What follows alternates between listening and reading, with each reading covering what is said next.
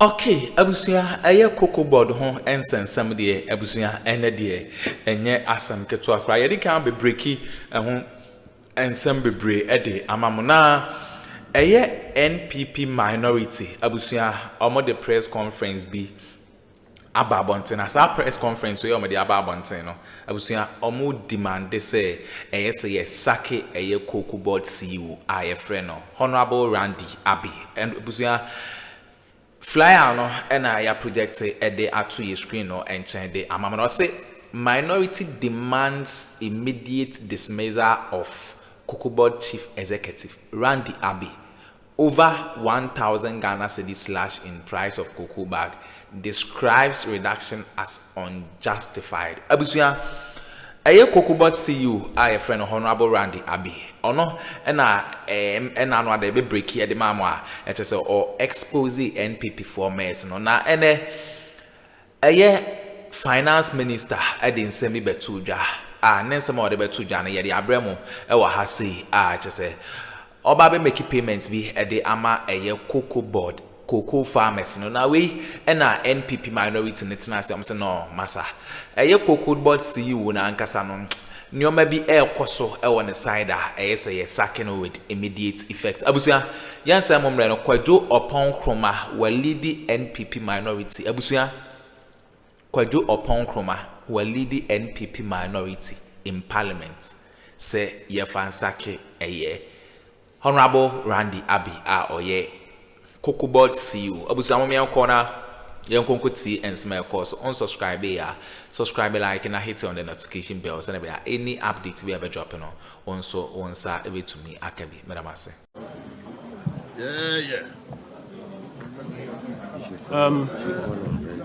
colleagues, good afternoon. Just to add a few more comments and then we will wrap up. First of all, we are of the view that the Republic of Ghana did not need an emergency cabinet meeting just for the purposes of discussing how to pay cocoa farmers. When you have to call an emergency cabinet meeting just for the purposes of discussing how to pay cocoa farmers, then there's a real crisis in government, which you are covering up with some numbers and some narratives. In the previous NPP era, payment of cocoa farmers was a matter of regular procedure. Now emergency cabinet meetings are being called just to discuss how to pay cocoa farmers. But to the more substantive argument, first of all, the announcement that Cocoabod should immediately pay them, that announcement is of no effect. Because that announcement presumes that Cocoabod has the money and was deliberately refusing to pay the farmers. Is that what was going on? No. Because if this whole press conference is about the fact that the government went to a cabinet meeting and has instructed Cocoabod to pay the farmers, seriously, it raises more questions than answers. Because unless you are saying that the money was available and Cocoabod was refusing, then what the government should be doing specifically is instructing that emergency liquidity assistance should be released to Cocoabod to pay the farmers, not an announcement that they should be paid. But we don't want you to forget the two main causes of the crisis we're having in the cocoa sector now. Two main causes. Number one is that the new managers of the cocoa sector have reset the trading program of Cocoabod. We used to sell about 70% on forward sales and 30% on spot. They argued that that was an incompetent approach and decided to change it. And now they are selling about 70% on spot. That is why today, as prices have dipped, they are struggling and are saying that the price they had announced ends up being higher than the current prices on the market. That's number one. Because of their own decision to reset the trading model. Number two is the artificial injection of forex into the Ghanaian economy, which has overvalued our cedi, as Dr. Amin rightly explained, and is therefore making our exports relatively more expensive. Remember, we've been raising this matter for a while now. And when you say, they say, oh, dollar has come down, clap for us. Now we are beginning to see the effect, at least in the first area in the cocoa sector. This action to announce a 28% reduction in the price amounts to a haircut of about 28% on close to 1 million Ghanaian cocoa farmers. You may not recognize it. 28.6% reduction. This 28.6% haircut is going to affect about 1 million cocoa farmers. And if you add to it the number of people who assist them on the farms and their dependents, my gosh, we're getting to maybe 3-4 million people are going to be affected by this haircut that the NDC government has announced. You see, when you manage an economy with artificial adjustments, the real effect will be realized on cocoa farms, in transport fares, in electricity bills, in school fees. Now you are beginning to see the real impact of some of the things that we are talking about. And it is now clear that this NDC government cannot be trusted. When the NPP moved cocoa prices from 475 Ghana cedis per bag to 3,100, they told the people of Ghana that we were robbing them and that they should actually be getting 6,000 to 7,000 Ghana cedis. And just about 1 year in their tenure, they could not even pay the 6,000. They now said 3,650. Look, and 25. 3,625. And even that one, they can't pay. They have to call an emergency cabinet meeting to announce that Cocoabod should pay. And then after that, they announced a 28% haircut on the poor Ghanaian farmer. One of the impacts, and that's what I want to conclude with. Already when you go into the cocoa growing areas, I was in my areas just a few days ago. A lot of young people are already not going into cocoa because they say the older folk who went into it, they don't see a transformation in their lives. It's left with the old, elderly, poor on the farms. When you do this, what is going to happen in subsequent years is that even those ones will not be going into the cocoa production. If they won't sell their cocoa farms to Galamsey operators, God knows what they will do. They will abandon their farms. Now, what it means also is that the productivity, the growth, the jobs, and the incomes that come from the cocoa sector, the foreign exchange that comes from the cocoa sector in subsequent years is all going to dwindle. And so we in the minority have a number of requests to government. All of this has come about because of the reset that Cocoabod did. And that is why, respectfully, we ask the president to relieve the Cocoabod CEO of his responsibilities at this point in time.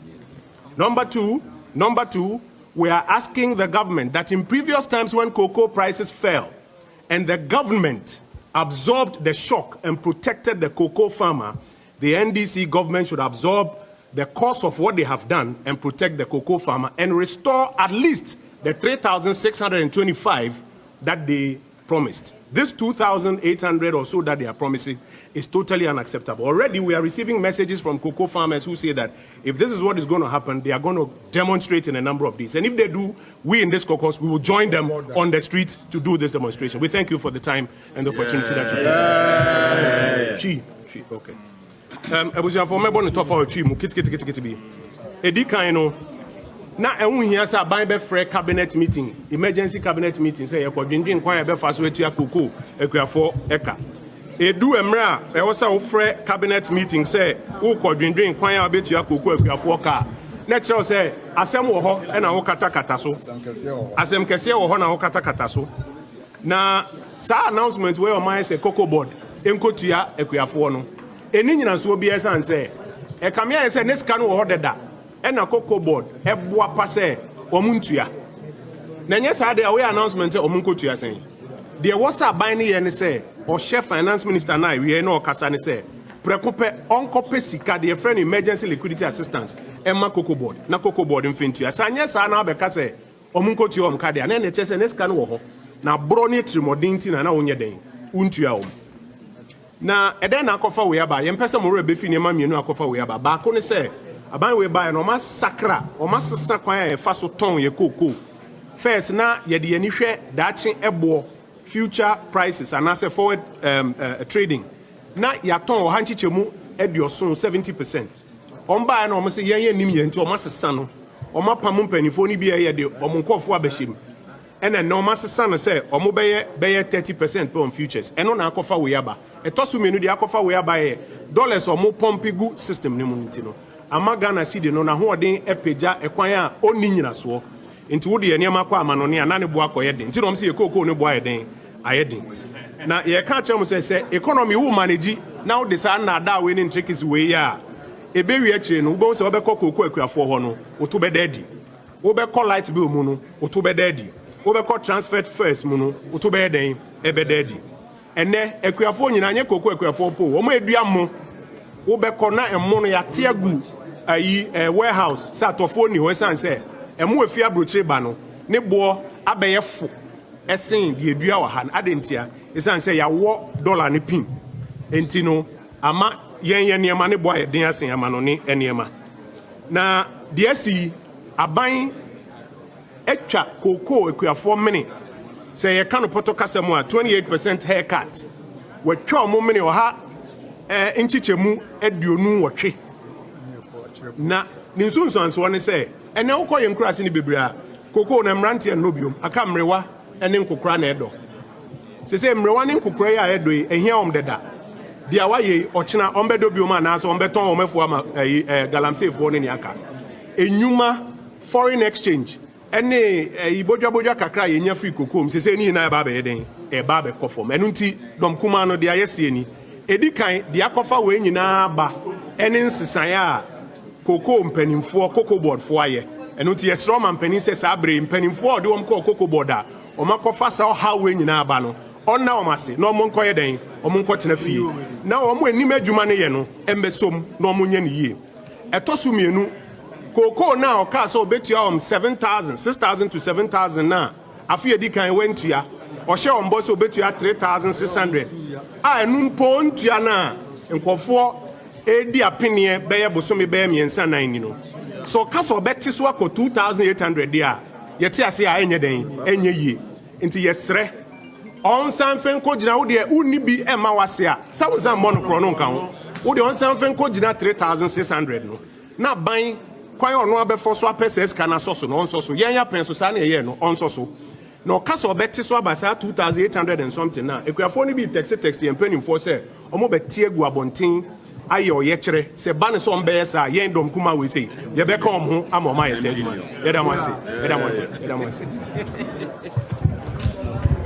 need to announce any new strategy for restructuring Cocoabod. And as we expected, they could not announce any comprehensive strategy for restructuring Cocoabod. If they implemented the strategy that we handed over to them, Cocoabod will not be in this mess.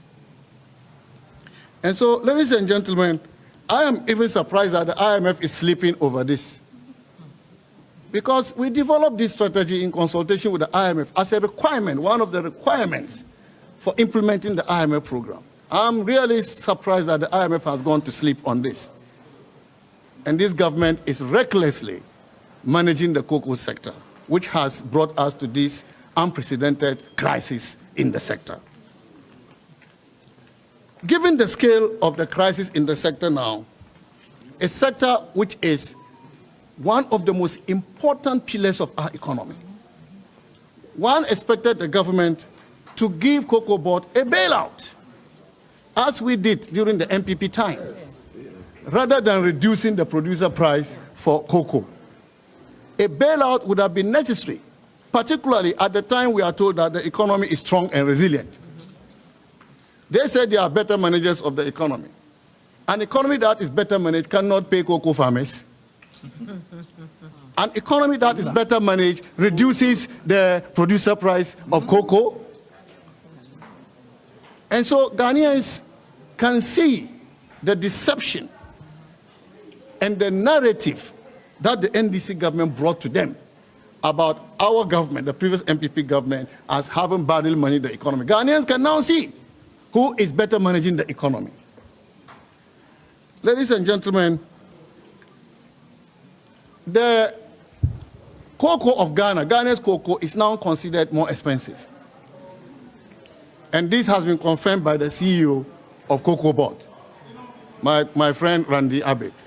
He has confirmed in an interview that Ghana's cocoa is now more expensive, and therefore consumers are turning away from Ghana's cocoa, as a result of which demand for Ghana's cocoa has fallen. The reasons for this are not far-fetched. We warned this government about the reckless overvaluation of our currency.